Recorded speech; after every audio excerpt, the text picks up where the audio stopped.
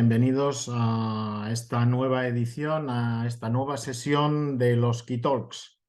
Hoy vamos a hablar sobre la meditación. Como sabéis, vamos a hablar e intentar dar respuesta a 5 sencillas preguntas. Algo muy introductorio, algo muy de base, pero creo que es muy interesante también aclarar algunas dudas, algunas preguntas que nos hacemos y que muchas veces no sabemos exactamente a dónde acudir para encontrar una respuesta, aunque sea abierta, pero que sea mínimamente solvente. Estas preguntas son simplemente qué es y qué no es meditar, qué diferencia hay entre el mindfulness y el Zen, por ejemplo, qué sentido o sin sentido tiene la meditación. ¿Qué relación hay entre meditación y gestión de las emociones? ¿Hay realmente un vínculo entre las dos cosas? ¿Cómo romper las resistencias, la pereza y hacer de la meditación un hábito? Ese es el gran reto que tenemos entre manos. Nos gustaría que todos los que nos estáis escuchando, a partir de hoy, iniciarais, si no lo habéis hecho antes, pues esta práctica que, como dice el buen amigo Campayo, Javier García Campayo, pues tiene múltiples ventajas. En la meditación, en un sentido amplio, forma parte de esas tradiciones contemplativas que, aún sin buscarlo, resultan de extrema utilidad. Son útiles para, en primer lugar, acallar la cháchara, ese diálogo interno obsesivo que constantemente, ese ruido que nos llena la cabeza. Facilitar la compasión, el perdón, el reencuentro con nosotros mismos, potenciar la creatividad, etcétera, etcétera, etcétera. Eso es más desde el punto de vista de la neurociencia. Pero hoy vamos a abordar el tema desde un punto de vista un poquito más práctico, más directo, y qué podéis encontrar desde las primeras sesiones. Como decíamos, la primera inquietud tan básica como ¿qué es meditar? En mi opinión, meditar es simplemente una experiencia de higiene mental. ¿Eso qué quiere decir? Pues quiere decir que, en primer lugar, es una experiencia, con lo cual sobran las explicaciones. Hay que practicar, hay que meterse en la experiencia, en la vivencia de la meditación para conocer exactamente de qué se trata. Y en segundo lugar, no menos importante, es una experiencia de higiene mental. ¿Eso qué quiere decir?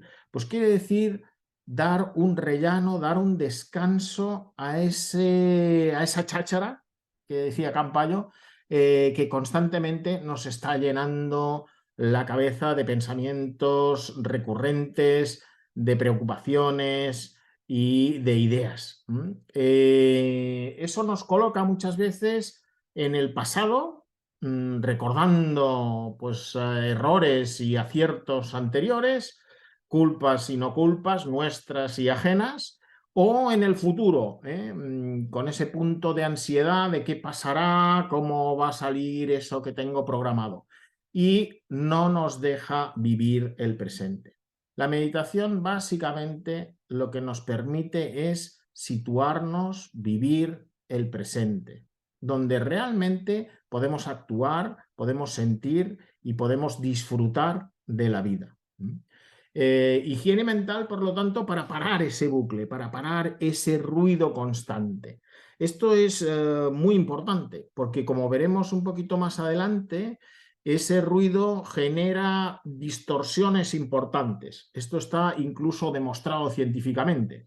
Ese pensamiento tan imbatible, tan imparable, hace que las emociones se confundan y, por lo tanto, no cumplan con la función orgánica de esas emociones, que es natural y que es autorregulativa, y que permite autorregularnos. Es curioso que no encontremos momento, ¿no?, para esa experiencia que inicialmente solo puede durar 10 minutos, 15 minutos, como mucho al día. Todos tenemos 24 horas, eso nos une profundamente, 24 horas al día. Y si en 24 horas no podemos encontrar 10 minutillos para tomarnos un café espiritual con nosotros mismos, mal andamos, ¿eh? Si no podemos darnos 10 minutos de descanso en ese pensamiento, como decimos, incansable, mal andamos, ¿eh? Está claro que un coche lo llevamos a la ITV. Está claro que un ordenador de vez en cuando tenemos que hacer un reset, tenemos que hacer una limpieza. Y este ordenador que viene de serie, que nos es dado de serie, ¿cómo es posible que no le demos tregua? ¿Cómo es posible que no podamos hacer una cierta limpieza, que podamos abrir nuevos canales neuronales y que vayamos repitiendo y repitiendo pautas, vayamos repitiendo lo que llamamos en términos de análisis transaccional guión de vida? ¿Por qué repetimos tantos patrones? ¿Por qué cometemos los mismos errores? Tropezamos tantas veces con la misma piedra. Cambiamos de pareja y nos vamos a una pareja exactamente igual, con las mismas características. Cambiamos de trabajo y nos encontramos con un jefe que también tiene ese mismo perfil. ¿Qué hacemos nosotros para merecer esta repetición? Salir de ese bucle, salir de esa repetición, muchas veces pasa por meditar. Meditar es ese remedio, si queréis, mágico, que nos permite cambiar esos circuitos tan mellados, tan trillados, que siempre vamos repitiendo sistemáticamente. Es verdad que con la práctica, esta experiencia, que tiene muchas similitudes, yo siempre lo comparo con ir en bicicleta. Claro, si solo meditamos un par de días y solo lo probamos, eso voy a probar a meditar. Es como si un día cogemos una bicicleta y decimos, voy a ver si me gusta esto de ir en bicicleta. Claro, el primer día la bicicleta no es una opción demasiado atractiva. La bicicleta das 2 pedales y te caes y tienes un arañazo en la rodilla. Y dices, no, esto no es para mí, a mí esto realmente no es lo que yo estoy buscando. Claro, lo que no conocemos es que si insistimos, si practicamos, ese pedaleo se convierte en un ir en bicicleta, que es una experiencia tremendamente agradable. Pues lo mismo ocurre con la meditación, ¿eh? La meditación requiere una cierta disciplina, una cierta práctica para descubrir de qué va, qué es esto de meditar, qué gracia tiene. Meditar es muy sencillo, ¿eh? Luego contaré 4 cosillas para quien quiera iniciarse o quien todavía no haya empezado a experimentar esto de la meditación. Pero es muy sencillo. Como dice Pablo Dors, meditar es simplísimo. Lo que cuesta es querer meditar. Entonces, para querer meditar es importante saber, en primer lugar, qué es y después qué sentido tiene, ¿no? ¿Qué sentido tiene? Decíamos, meditar es una experiencia de higiene mental. Es verdad, como decía, que si practicamos, si insistimos, si hacemos de esta práctica algo repetido, algo cotidiano, esta experiencia de higiene mental se convierte en una experiencia de, yo diría, me atrevería a decir, de psicoanálisis autoadministrado. Caramba, ¿qué pasa? Que cuando meditamos, como lo que hacemos es volver constantemente al presente, nos viene un pensamiento y volvemos al presente, al final ese espacio, esa generación de un espacio libre, lo que hace es que afloren las emociones. Aflorar las emociones nos permite ver con mayor claridad hasta qué punto estamos insistiendo en resolver un problema que es absolutamente algo neurótico, algo fantasioso, por decirlo más llanamente. La meditación, yo me atrevería a decir que no resuelve problemas, pero sí disuelve más de un problema. Es decir, sí que te permite ver que a veces somos nosotros mismos, nosotras mismas, las que nos saboteamos una evolución, una emoción, un flujo de autorregulación personal. Eso sobreviene, como digo, con la práctica regular. La práctica regular permite sobrellevar eso y poder gestionar mejor las emociones. De ahí que hablemos de este tema de psicoanálisis, vamos a decir, autoadministrado. No quiero extenderme mucho en esto, pero sí que hay capas, como veis. La primera capa, para no complicarnos la vida, es una experiencia de higiene mental. La segunda capa podría ser esta capa más de gestión emocional. Y habría una tercera capa de lo que hablamos de la meditación trascendental, ¿verdad? Es un término que suena. La meditación en esta tercera etapa lo que nos propone, lo que nos procura, es una relación más adulta con Dios, con la espiritualidad, con lo que queráis ponerle la etiqueta que queráis. Vamos a llamarle Dios, por ponerle un nombre. La meditación no es una herramienta. Nos gusta decir que la meditación es una historia de amor. Y es que meditar es también, como enunció el maestro Eno en el siglo VII después de Cristo, es un conectar con el ser que somos, con el ser que fuimos antes de nacer y con el ser que seremos después de morir. Caramba, ¿qué quiere decir eso? Pues que con la práctica continuada uno puede llegar a través de la meditación a conectar, a sentirse conectado con la condición humana. Esto es tremendamente potente. Esta es la verdadera beta espiritual del Zen, de la meditación Zen, que nos procura esta parte más trascendente, que obviamente no está en el mindfulness. El mindfulness no deja de ser un descremado, como a mí me gusta decir, es como, si me permitís el paralelismo, es como la leche descremada. Si no te gusta la leche, pues oye, tener una leche descremada totalmente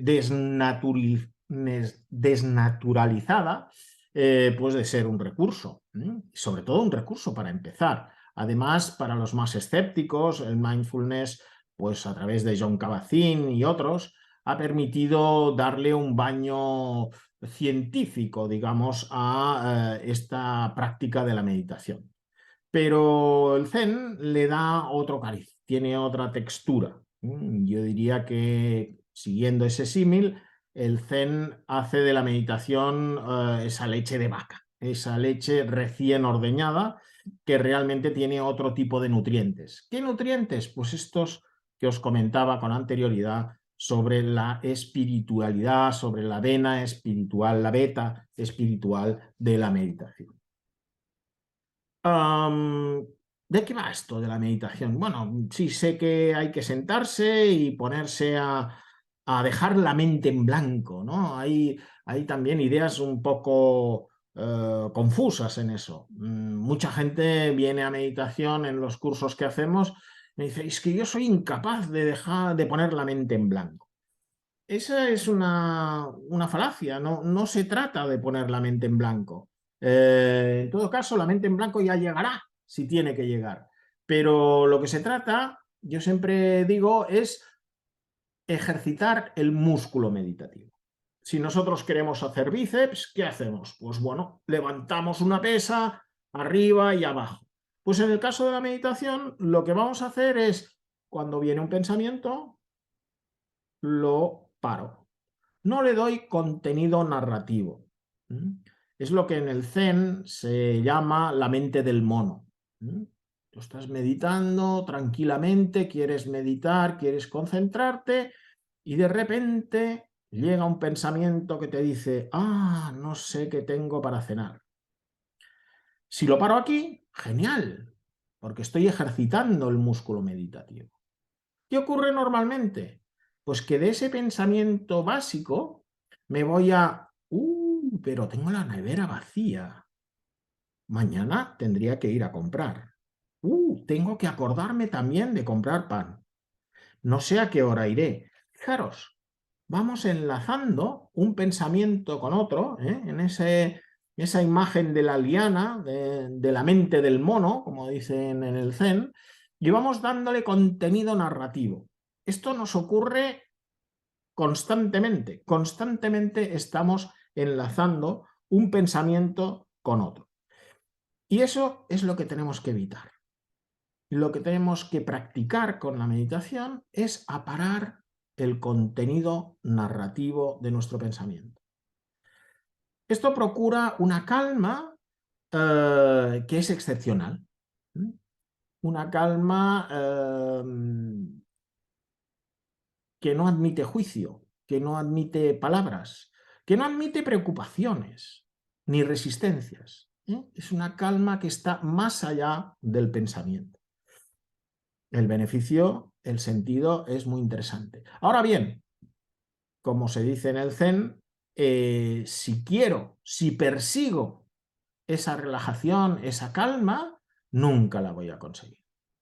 Ese es un regalo por no obstinarse, por no instrumentalizar la meditación. La meditación nunca debe instrumentalizarse. ¿Qué quiere decir eso? Pues quiere decir, no debemos pensar que la meditación es para relajarme. La meditación es para simplemente dejarnos caer en el presente y dejar que las cosas ocurran. Ocurrirán cosas fantásticas, maravillosas, siempre que no estemos con la expectativa de conseguirlas a corto plazo. Cuenta un relato zen que el aprendiz le preguntó al monje, ¿cuánto cree usted que tardaré en alcanzar la iluminación? Y el monje sabio le dijo, unos 10 años. El aprendiz dijo, ¿10 años todavía? Dice, bueno, en tu caso creo que serán 20. ¿Qué nos dice este relato? Que el ansia es lo contrario a alcanzar ese regalo que es el sentido de la meditación. Por lo tanto, meditar no admite instrumentalización. No meditamos para relajarnos, no meditamos para concentrarnos, no meditamos para nada más que estar en presente, que estar viviendo el aquí y ahora tranquilamente. Para ilustrar esto hay un símil que a mí me gusta también especialmente, que es el símil de la botella que tiene medio de agua, media de aceite. Si todo el rato estamos dándole vueltas a esa botella, no paramos de darle vueltas, cavilación, cavilación, preocupación, ¿qué ocurre? Sencillamente que no vamos a poder distinguir el aceite del agua. No sabremos dónde acaba la emoción, dónde empieza el pensamiento y todo se va a confundir en un batiburillo de pensamientos y ideas confusas. Si no le doy muchas vueltas, pero me lleno de actividad y voy con mi botella a un lado y a otro, ¿qué va a ocurrir? Lo mismo. Va a ocurrir que no vamos a poder distinguir emoción de pensamiento. Es por ello que decimos que tanto la cavilación como la hiperactividad son dos anestésicos de la emoción. Y lo que busca la meditación es precisamente conectar el pensamiento con la emoción con la pulsión. Lo que nos pide el cuerpo, lo que nos da vidilla, lo que nos emociona, lo que nos hace vibrar y lo que justifica todo ello que está aquí arriba. Pero esto es el último episodio de esta alineación. La meditación alinea estos tres dantianes, que se llaman, estos tres núcleos neuronales, neurológicos, que forman parte de los chakras, etcétera, etcétera, etcétera, y que eso nos permite estar mejor con nosotros mismos. Cuando nosotros esa botella que os estoy comentando la dejamos quieta, es decir, nos ponemos en estado meditativo, ¿qué va a ocurrir? No hace falta que hagamos nada. Simplemente dejándonos caer ahí, sin agitar la botella. El aceite, que son las emociones, va a subir, va a emerger y el agua va a quedar abajo. Es por eso que a mí me gusta tanto trabajar meditación y gestión de las emociones. Porque la meditación lo que nos permite es aflorar esas emociones y una vez afloran, es más fácil verlas, es más fácil sentirlas y es más fácil trabajar con ellas. Ese es un poco el ejercicio que nos propone la meditación. Meditar es pues limpiar ese canal que nos conecta pensamiento, razón, emoción y pulsión. Porque la mente embotada actúa como una caja de resonancia.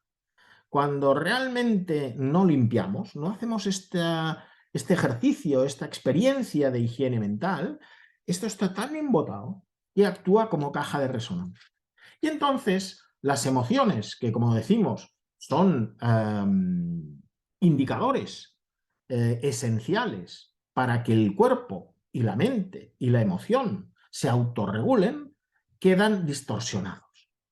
Esta caja de resonancia hace que el miedo se convierta en parálisis, cuando el miedo, si es prudencia, es realmente útil y efectivo. La rabia se convierte en la cabeza en agresividad, cuando si no le añadimos este doble de queso, la rabia es muy útil para poner límites, para salir de situaciones difíciles y tomar una decisión contundente. La rabia es energía.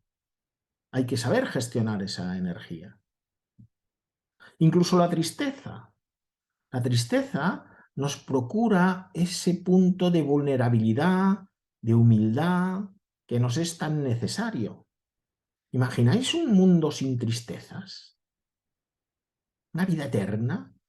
Si la prepotencia hoy en día ya es tan imperante, imaginaros un mundo sin tristeza. La tristeza nos abre al duelo.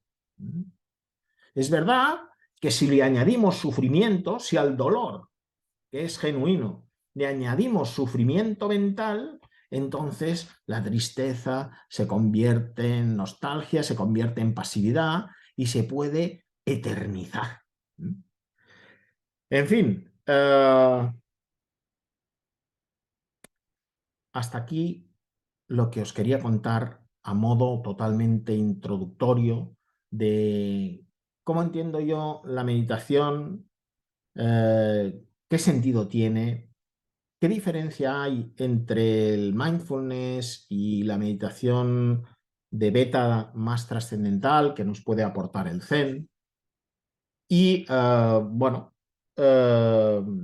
cómo romper las resistencias y hacer de la meditación un hábito. Eso es la pregunta que nos quedaría. Ahí deciros, si queréis empezar ya mismo a practicar, que si podéis encontrar un centro, nosotros en Barcelona tenemos la fundación de la Casa Ámbar, donde cada miércoles, como sabéis, pues hacemos meditación y gestión de las emociones. De 7 a 9 sabéis que podéis acudir gratuitamente a la Casa Ámbar y disfrutar de un grupo estupendo de meditación en el cual pues, poder experimentar, vivenciar lo que es la meditación. Si no estáis en Barcelona, si no podéis desplazaros, repetiros que la meditación es muy sencilla, que lo difícil realmente es querer meditar y coger el hábito, pero que simplemente observando 4 cosillas muy básicas podemos empezar a ver qué pasa. ¿Cuáles son estas 4 cosillas? En primer lugar, espalda recta. Intentar no apoyarnos en ningún respaldo, sino simplemente espalda al aire y espalda recta. Concentración en la respiración. La respiración nos permite el anclaje con el aquí y ahora, con el presente. No podemos estar sin respirar, con lo cual es lo que nos conecta de manera más fácil con el aquí y ahora. Espalda recta, concentración en la respiración, silencio absoluto. Huid de las meditaciones guiadas. Bajo mi punto de vista, no son oportunas. Es falsear algo que no conviene. Si no hay más remedio, si os cuesta muchísimo, pero mejor no empezar mal. Silencio absoluto, inmovilidad absoluta, espalda recta, anclaje en la respiración. A partir de aquí, si encontramos un sitio, un rincón, un cojín donde podamos sentarnos, donde podamos repetir ese hábito diario de 10 minutos, ni más ni menos para empezar 10 minutos de meditación, estaremos entrando en una dimensión que, como os digo, es muy interesante, vale la pena. Si queréis un poquito más de detalle, para los que seáis muy escrupulosos, muy meticulosos, os recomiendo un libro que se llama La postura de meditación, de Will Johnson, de la editorial Herder, manual práctico para meditadores de todas las tradiciones. Este es un librito, como veis, muy sencillo, muy cortito, pero que os dará un poquito más de detalle, los mudras, de cómo colocar las manos, los dedos, etcétera, etcétera, y yo creo que lo podéis encontrar fácilmente. De todas formas, insisto, lo importante es practicar y no juzgar la meditación. La meditación no se juzga. ¿Verdad que no juzgamos cuando tenemos el hábito de ducharnos, hoy me he duchado bien o me he duchado mal? No, la meditación hay que valorarla en sentido binario. Hoy he meditado, hoy no he meditado. Si estáis empezando, os recomiendo que si faltáis un día, si un día, por la razón que sea, no podéis meditar, no pasa nada. Intentad, en la medida de lo posible, no estar 2 días consecutivos sin meditar, sobre todo cuando estáis empezando. Después, cuando ya el hábito lo vais a echar de menos, el día que no meditéis es como el día que no me he duchado. No sé qué ha pasado, pero hoy me siento más incómodo.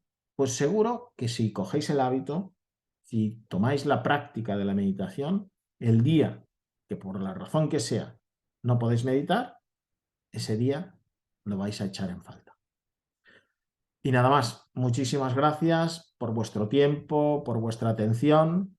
Os dejo ahora una carátula en la que veréis pues, mi dirección de correo por si queréis preguntarme algo, consultar, hacer cualquier sugerencia, cualquier comentario. Estoy absolutamente abierto a todo lo que os pueda interesar. ¿De acuerdo? Pues muchísimas gracias y hasta pronto.